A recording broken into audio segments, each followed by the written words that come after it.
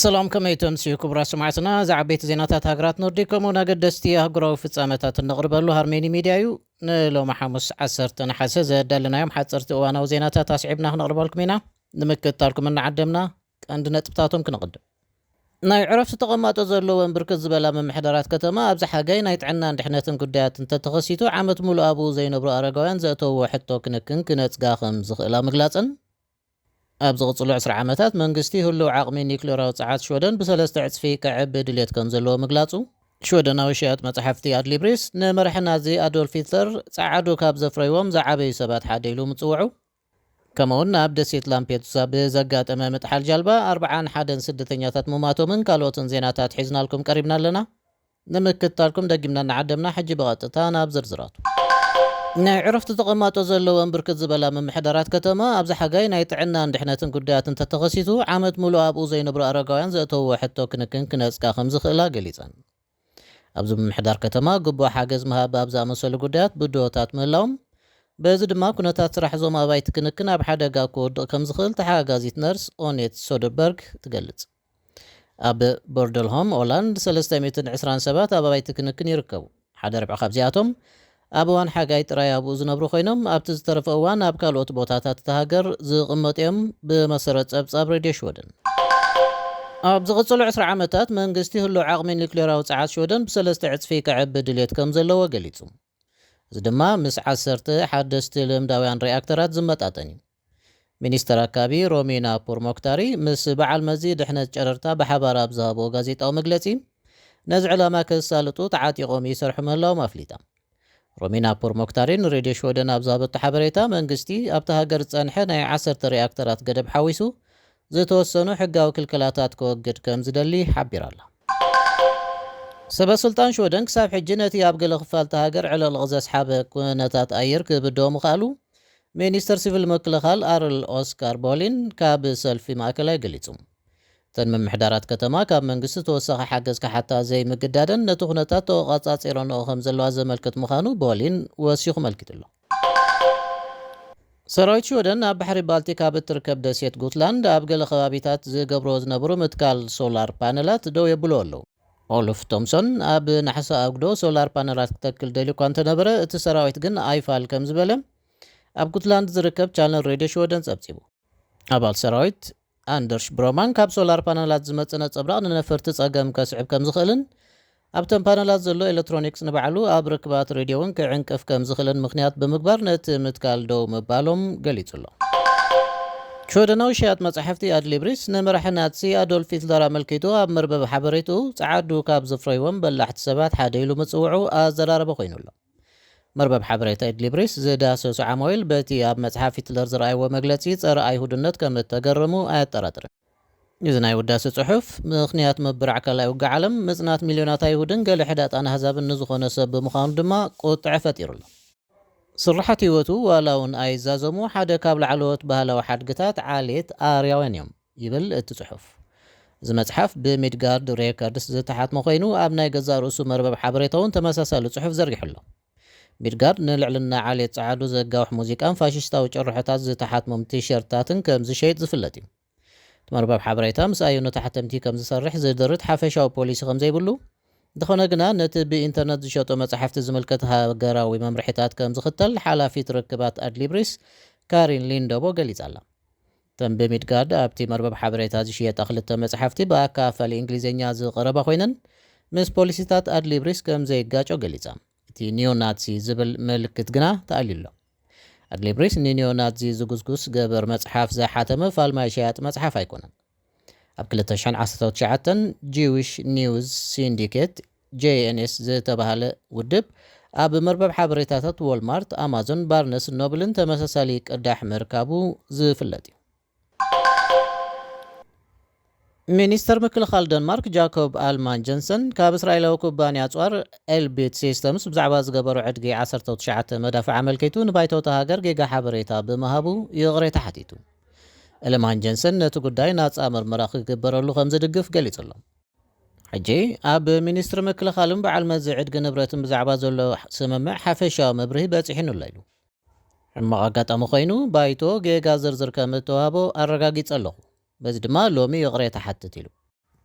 دنمارك ካብ ኣዘራራቢ ምዃኑ ዝነገረሉ እስራኤላዊ ኩባንያ ኤልቢት ሲስተምስ ዕድጊ ወታደራዊ ሃርድዌር ምፍጻማ ንባዕሉ ኣዘራረቢ ኮይኑሉ ኣብ ደንማርክ ዝርከባ ሓዊስካ ሓያሎ ኣህጉራውያን ባንክታትን ትካላት ጡረታን እቲ ኩባንያ ኣብ ምዕራባዊ ገማግም ፊሊስጤም ዝገብሮ ቀረብ ምክትታልን ካልእ መሳርሕታትን ብዝተኣሳሰር ዝለዓል ስነ ምግባራዊ ሕቶታት ኣብ ግምት ብምእታው ምስቲ ኩባንያ ወፍሪ ምግባር ክኣብያ ጸኒሐን ኣለዋ ዝሓለፈ ጥሪ ኣባላት ኮሚቴ ፋይናንስ ባይቶ ካብ ኩባንያ መፍረፂ ጦር ኣልቤት ሲስተምስ ጠበንጃን ካልእ መዳፍዕን ንምግዛእ ዝቐረበሎም ዕድመ ክቕበሉ ደሞ ወይስ ክነጽጉ ንኽውስኑ ሓፂር ግዜ ጥራይ ተዋሂቦም ሚኒስተር ምክልኻል ኣብ ዘውፅኦ መግለጺ ብዕለት 26 ጥሪ ናብ ኮሚቴ ፋይናንስ ዝተላእኩ ሰነዳት ጌጋ ምዃኑ ዘርኢ ኢሉ እቶም ሰነዳት እቲ ምስቲ ኣቕራቢ ዝግበር ውዕል ብዝተኻለ መጠን ቀልጢፉን ቅድሚ መወዳእታ ወርሒ ጥርን ክፍረም ኣለዎ ብምባል ነቲ ጉዳይ ህፁፅ ምንባሪኦም ዝሕብሩ ነይሮም እቲ ካብ ኣልቢት ሲስተምስ ዝቐረበ ገደብ ዕድመ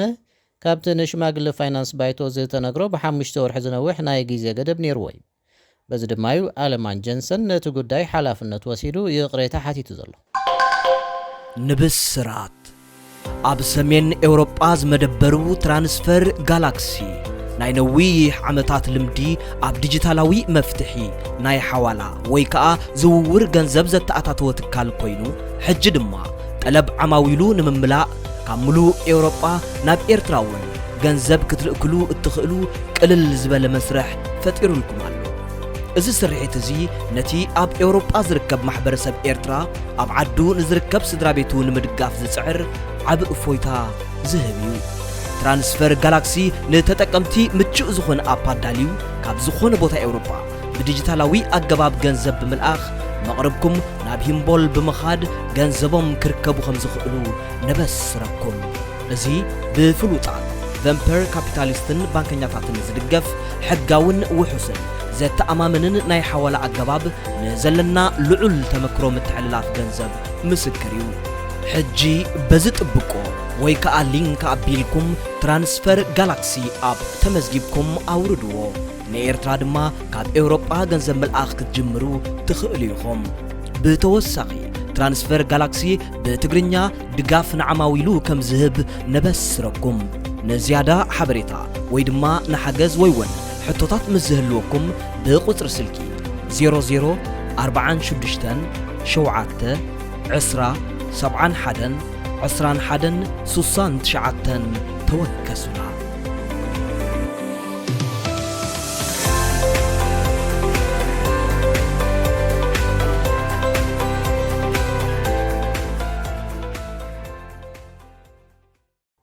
ምስ ሃርሜኒ ሚድያ ከም ዘለኹም ክብራት ሰማዕትና ኣመወዳእታ ኣብ ደሴት ላምቤዱሳ ብዘጋጠመ ምትሓል ጃልባ 41 ስደተኛታት ሞይቶም ክብሉ ካብቲ ሓደጋ ዝደሓኑ ሰባት ንማዕከናት ዜና ኢጣልያ ሓቢሮም ካብቲ ሓደጋ ዝደሓኑ 4 ሰባት ዝሓቆፈ ጉጅለ ካብ ቱኒዝያ ተበጊሶም ናብ ጣልያን እናኸዱ እታ ጃልባ ከም ዝጠሓለት ንኣድሓንቶም ሓቢሮም ኣለዉ እቶም 4 ብሂወት ዝተረፉ ስደተኛታት መበቀሎም ካብ ኣይቮሪ ኮስትን ጊኒን ኮይኖም ትማረቡዕ ናብ ላምፔዱሳ በፂሖም ኣለዉ ኣብዚ ዓመት ካብ ሰሜን ኣፍሪቃ ናብ ኣውሮጳ ኣብ ዝተኻየደ ምስግጋር ዛጊት ልዕሊ 1800 ሰባት ሂወቶም ሲኖም ኣለዉ ዓቃብ ሕጊ ከባቢ ሳልቫቶረ ቪላ ነቲ ዘሕዝን ፍጻመ ኣመልኪቱ መርመራ ከፊቱሎ እቶም ዝደሓኑ ወዲ 13 ዓመት ቆልዓ 2 ደቂ ተባዕትዮን ሓንቲ ጓል ኣንስተይትን ኮይኖም ኣብታ ጃልባ 3 ህፃናት ዝርከቦም 45 ሰባት ከም ዝነበሩ ገሊፆም ኣለዉ ኣስታት 7 ሜትሮ ዝንውሓታ እታ ጃልባ ዝሓለፈ ሓሙስያ ካብ ስፋክስ ቱኒዝ ተበጊሳ ዝኾነ ግና ብዓቢ ማዕበል ተኸላቢታ ኣብ ውሽጢ ሰዓታት ከም ዝጠሓለት ገሊፆም ኣብታ ጃልባ 15 ሰባት ጥራይ ናይ ሂወት ኣድሕን ጃኬት ተኸዲኖም እኳ እንተነበሩ እዚ ግን ንሂወቶም ከድሕን ኣይከኣልን እቶም 4 ኣብ ውሽጢ ሻምብቆታትን ናይ ሂወት ኣድሕን ጃኬትን ብምንስፋፍ ድሕሪኡ ድማ ኣብ ማእከል ባሕሪ ኣብ ዝነበረት ባዶ ጃልባ ተዓቂቦም ንሓያሎ መዓልታት ብማዕበል እናተገፍዑ ከም ዘሕለፉ ገሊፆም እዞም ዝደሓኑ ሰባት ብድኻምን ሓዘንን ተደቂሶም ናብ ላምፔዱሳ ምስኣተው ዝረኣዮም ሓኪም ኣድሪያን ቼራሞንቴ ቀሊል መጉዳእቲ ጥራይ ከም ዝበፅሖም ገሊጹሎም ሕቡራት ሃገራት ካብ 2014 ጀሚሩ ኣብ ማእከላይ ባሕሪ ልዕሊ 17,000 ሰባት ናብ ኣውሮጳ ክሰግሩ እናፈተኑ ከም ዝሞቱን ዝጠፍኡን መዝጊቡሎም በዚ ድማ ማእከላይ ባሕሪ ኣብ ዓለም እቲ ኣዝዩ ሓደገኛ መሰጋገሪ ስደተኛታት ኮይኑሎ ኣብ ዝሓለፈ ወርሒ ሕብረት ኣውሮጳ ዘይስሩዕ ስደት ንምግታእ ምስ ቱኒዝያ ናይ 118 ሚልዮን ዶላር ማለት 9 ሚልዮን ፓውንድ ስምምዕ ፈሪሙ ነይሩ እዩ